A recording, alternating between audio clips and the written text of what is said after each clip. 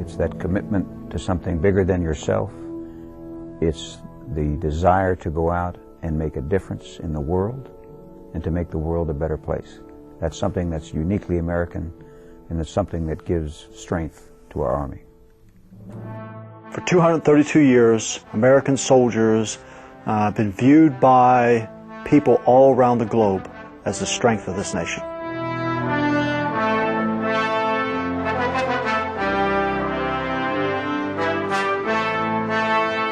This flag that was presented to me by my soldiers was found crumpled up in the floorboard of my truck.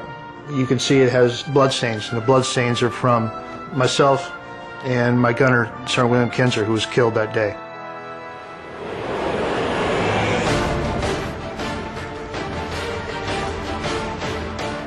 Why did I join? I joined after 9/11. I'm from New York originally. 9/11 impacted me a lot. A lot of my family's there in Chinatown, right by the World Trade Center. It made me feel like I was making a difference, not only in my life, but I was actually writing a page in history. I had been deployed in 2003 through late 2004. I just felt compelled that I needed to volunteer again and help more. I'm in the Army because I feel as an American woman it's my duty. We have freedoms that other countries aren't allowed to have, especially as a female. I'm able to wear the uniform and protect those freedoms. Those who volunteer out of a sense of duty are the strength of the nation. Ronald Reagan once said, some people wake up every day of their life and wonder if they make a difference. I don't have that problem. I'm a soldier, and I make a difference every day.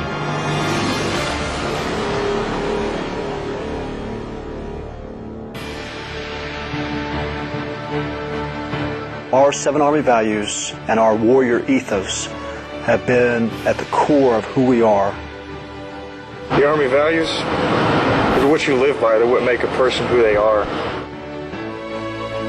Weapons come and go. Organizations come and go. It's our values that are what make us strong. Loyalty, duty, respect, selfless service, honor, integrity, and personal courage. The main reason why I joined is personal courage. They're American values, the same values that our forefathers used when they founded this country. We've been defending this nation for over 200 years. We've carried that tradition along with us to this very day. That's what makes us the strength of the nation. Whether it's in the Revolutionary War, the Civil War, or today on today's battlefields, everything that the soldiers do today are reflections on the unit traditions to uphold for future generations.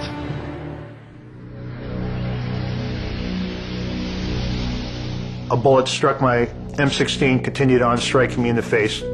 Continued on breaking out 7 teeth, shredding my tongue. The bullet turned, went down my throat, and lodged in the back of my throat and caused an arterial bleed. The first thing out of my mouth was how soon I could go back. It wasn't a matter of if I could go back, but it was when I was going to go back to Iraq. My grandfather was a combat medic in World War II. By me serving, I'm carrying on his legacy. I'm very honored to do that. I know what I went through in combat from a battle to Ball John, and I feel a closeness, a camaraderie that it's hard to explain. But I feel it every time I see one of them, especially the ones that are over there in harm's way. It is a continuum. I really believe that. Are they the same as the guys in World War II? Yeah, they are. And World War I.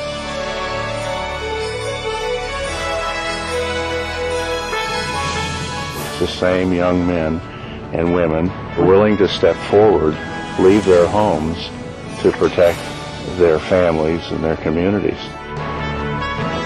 The recruits that come into the Army today, they come in the Army fully knowing that they're going to be put in harm's way. And I think that takes a tremendous amount of courage.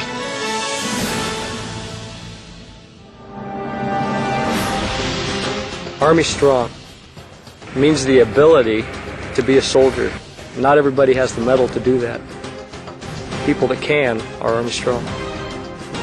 We bring that strength to the nation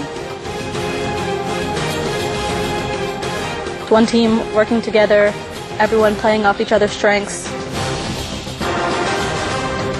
Mentally, physically, emotionally strong, tough.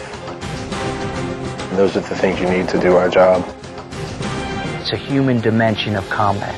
It is the soldier on the ground that wins the day. It will always be that way.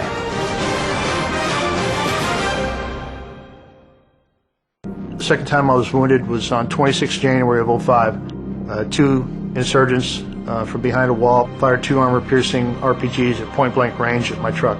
Left me with a laceration and a compressed skull fracture to the head, and the injury so severe to my left leg that it required to be amputated.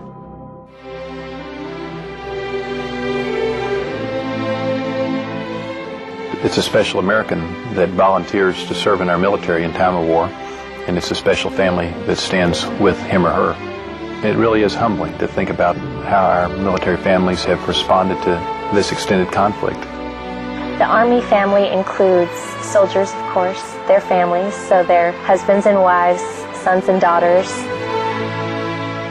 Army civilians, Army contractors. As an Army civilian, I feel just like a soldier without the uniform on. One team, one fight, it's what we say. We are the American people. We're the sons and daughters of America, and they understand what we do. The sacrifices that not only we have to make, but our families as well.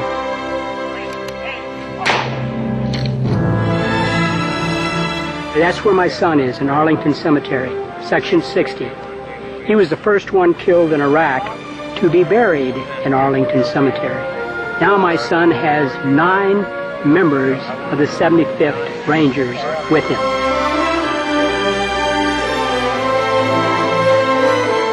We've been in a long fight in the global war on terror. Our families are taking a toll just as much as the soldiers, so it's important to give them as much support as we give the soldier. Probably been home about 28 months of the 5 years that we've been married.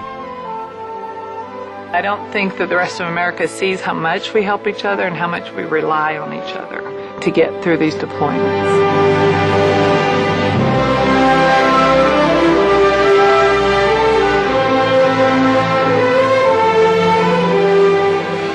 My proudest moment was probably when my husband came home from his first deployment. I never felt so much admiration, so much joy, so much respect for him than I have ever in my life.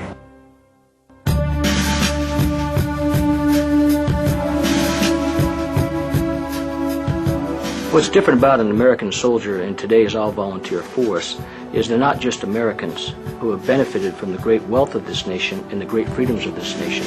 Our soldiers also step forward and say, this is worth it to defend. I will put my life on the line for this idea of America. These are the people that make our nation strong and are willing to do the ultimate sacrifice for us.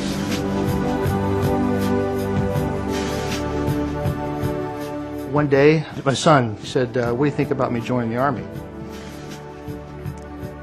He thought that I would be angry with him for joining the military after what happened to me. Here's a kid that joined the military after he was called to his old man's hospital bed twice while he was on life support, but yet he saw something in the military to still enlist in today's Army. My son, PFC Chase Jurgensen now.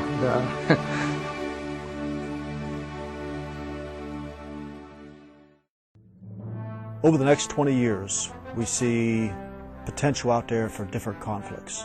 We must ensure that our units and our organizations are the best trained, best manned, best equipped, so that from generation to generation, just as we've done in the past, we can ensure that America's Army remains the strength of the nation. You ask about the strength of our nation and the strength of our military. I say look no further than that.